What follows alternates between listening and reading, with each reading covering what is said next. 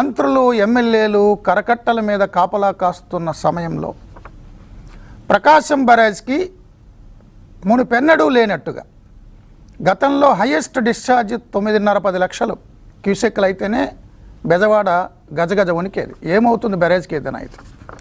అలాంటిది 12.5 లక్షల పైచిలకు వరద వస్తున్న సమయంలో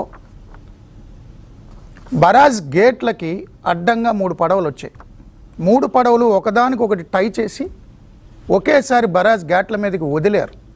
ఆ పడవలతో మోదారు ప్రకాశం బ్యారేజ్ గేట్లు, ఢీ కొట్టేలా చేశారు. అది ప్రమాదవశాత్తు వచ్చాయి, వరదలు వచ్చాయి అనడానికి లేదు. అలా వచ్చి ఉంటే ఎప్పటికే అయ్యో మా జీవనోపాధికి సంబంధించిన ఏదో చేపలు పట్టుకునే పడవలవి కొట్టుకుపోయే కాపాడండి అనేవారు.